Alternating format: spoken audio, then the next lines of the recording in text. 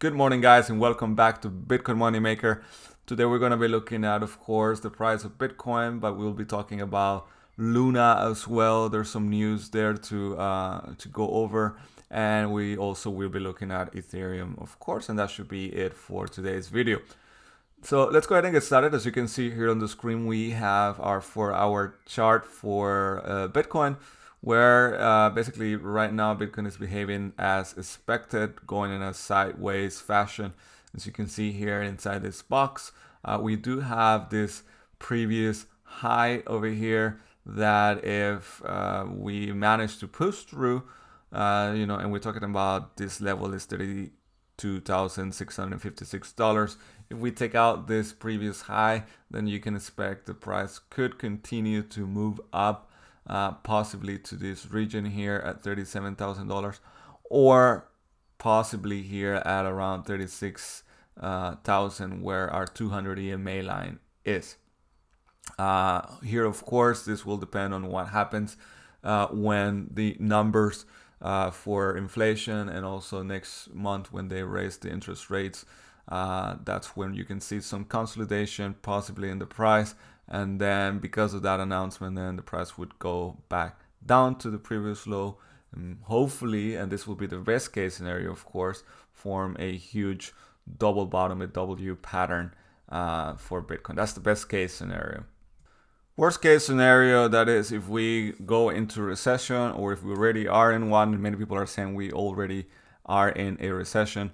Then, of course, and if the raising of the interest rates by the Federal Reserve in the United States does not do any benefits to the economy, then we could head back down to $25,000, and even possibly down to $19,000 or $19,800 down here. So I'd be interested to hear from you guys what your opinion is. If you think that we're going to remain in this $32,000 or $31,000 to $29,000 range here before we see higher prices again, or if you think we're going to head down back to the $25,000 level.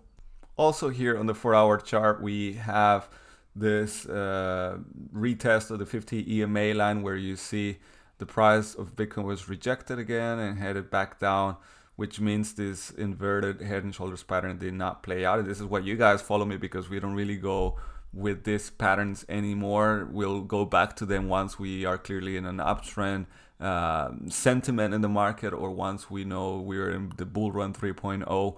But I don't really see that happening in the near future. So you can see here a lot of people on social media were talking about this inverted head and shoulders, but as you can see, it hasn't played out. And in fact, the rejection has kept the price here at this level. It could be, of course, that we do remain here for more hours, maybe a couple of more days. That's a possibility. And then from here, after being rejected, or the price down being rejected, then we could see a move towards the upside. But I'm not very optimistic at the moment, because as you see, our 50 EMA line has given us a lot of headaches in the recent months.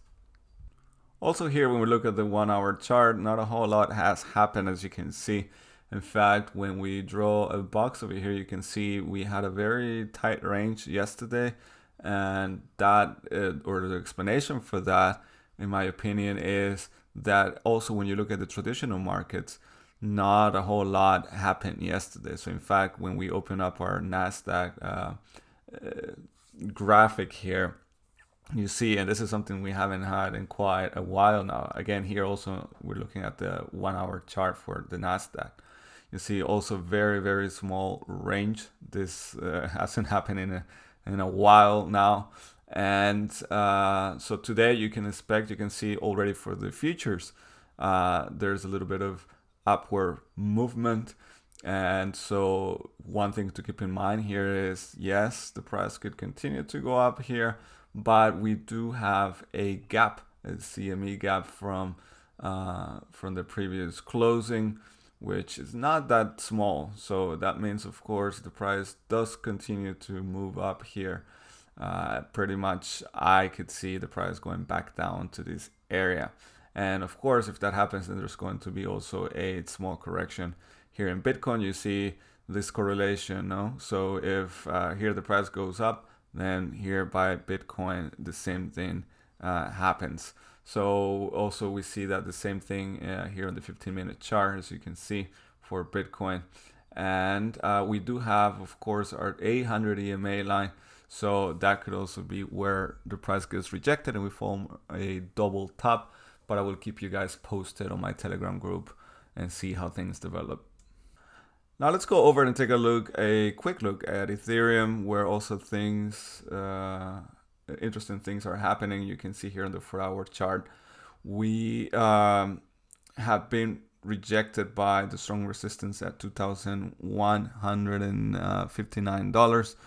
And we also, which, you know, this level is very close to the 50 EMA line, which means, of course, if we do go up here, that's where we probably will see our first rejection today, depending, of course, on what happens with the traditional markets. We also went under this uptrend line, but you can see now we're trading above it, and we could be forming a interesting pattern here, which, of course, yes, you recognized it, a W pattern, which would be very nice, very well defined, and this would have the target price that could bring us all the way by, and look, what a coincidence, bring us all the way up to our 100 EMA line here at $2,300 and something dollars. Now let's go and have a look at the news. Here we, of course, have for the crypto fear and greed index, 8 points. It's been a while since we've remained in something like this. You can see previously we quickly dip into this range between 10 and 0 points, and this time around we are staying down here a bit longer than usual. So that is, again, we have 8 points today, and this range is between 10 and 5. So also very, very interesting situation here. Okay, and now regarding Luna, there's also some developments there. So let's go ahead and have a look.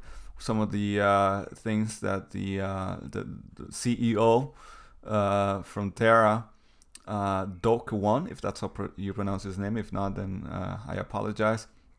But I'm going to go over some of the important points here so we don't have to read all of this. But the first one being that he has called for the validators to limit now the amount of tokens to $1 billion and then distribute this through between the Luna network and the UST holders.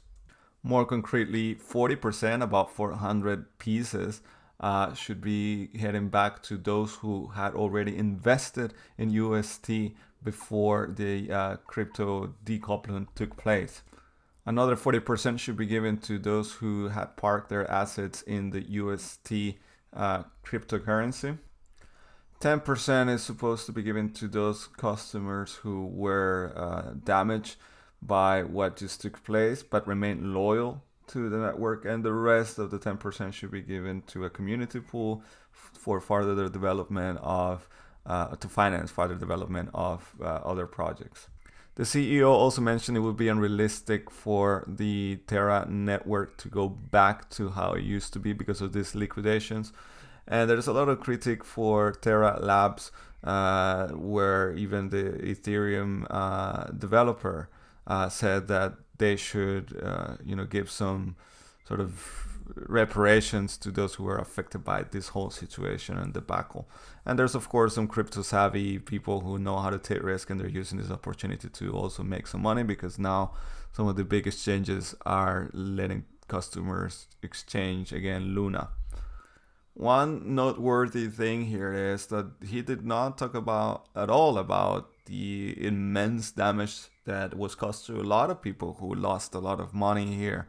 There was nothing said about that. And of course, he could have at least mentioned or acknowledged some of that and said, these are the plans for the future, and this is how we're going to tackle all of this. And, we apologize for the damage. But we didn't hear anything about that. And one of the particular things that for me annoying about all of this is when we go back to this previous point here with the 10% given to those who were damaged and were invested in the blockchain before the debacle took place. that is one of the things that for me I find problematic or at least annoying, because I mean right now if we go into the market, yeah, you can see that there hasn't really been any big drop in the price.